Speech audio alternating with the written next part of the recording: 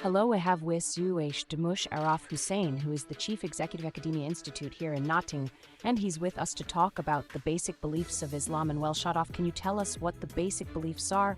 Well, first of all, beliefs in Arabicism, and it simply means to accept a truth, whatever the Prophet of Islam, Muhammad, taught. So it's having this unwavering belief and acceptance of first and foremost, of course, is believing in an Almighty God. And then really that is it, to be honest. The rest of the two major beliefs, that is the prophethood and him hereafter, all revolve around this. And of course, we'll be talking about the six beliefs, angels, the books, the hereafter, the predestination. But really it is all about one God, and all these other elements and tenets of the faith really reinforce the belief in one supreme, almighty, all-powerful God, really. So it's really all about God.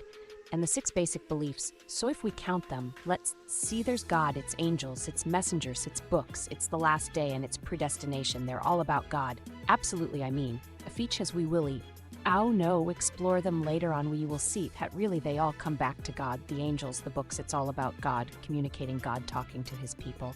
And of course, that is the only way that we can know God, so where does one look to find what these beliefs are? Their creeds are their book sign. Well, of course, the first and foremost source is the glorious Quran itself. That is the source. But Muslim scholars over the centuries have been trying to distill and to put it succinctly and package it nicely into a creeds, similar to the Christian creed. And we have many popular ones, and the one which the Hanafis in particular world over, and the Ash'aris use is called a Qaidan Asafith, the beliefs of the great teacher of the 11th century Nasifi. Okay, what are some of the other the Anasazian? The used mentioned Hanafi and Ash'ari Kenny. You just briefly say where this fits into the wider tradition. The beliefs are really, there are three ways of looking at the Islamic creed slightly different from one another. There is the Humbly way, and then there is the Ash'ari way, and then there is the maturity, the depth. E-contents are the same, it's just the style, and it is just the ton and the tenor in which they are, and sometimes details, actually, that's the only difference. But otherwise, and they are actually the same, and in many respects, what is this word? Belief, what's it mean? I think you used the word amended.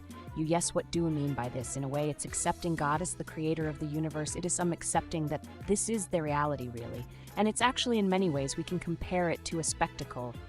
How it gives you a worldview, how we view the world, how we view ourselves, and how we view the world in relation to this creator. Really, so it builds an attitude, it builds a mindset, a particular worldview. That is what beliefs are, really. And by looking through this belief system, you begin to see the world differently from people who might not have that belief. Really, so it is every fundamental way of understanding the world and seeing the world and understanding what's around you. How does belief then relate to works? Because that's an issue in many religious traditions. How does that fit together well? And there is this notion that unbelief view this basis of relating with your creator, and therefore trying to please and to really live his will, really. And so the works are really putting into action what your faith teaches you. So it's really that their relationship is very close, that the beliefs really have to be expressed physically, and that's what we're about, really. And the works are really, the deeds are really expression of our love and relationship with God. Good. One last quick question: can belief increase and decrease? Because that's a fascinating debate amongst the Muslim scholars. And there is one view which is very simply that no, faith doesn't actually increase. It's like a lornon in physiology. You need to reach a certain threshold. Once you've reached that threshold and you've crossed it, that's it. It doesn't really matter after that. So it's actually meaning you've entered the paleo of Islam, you've entered the boundaries of Islam.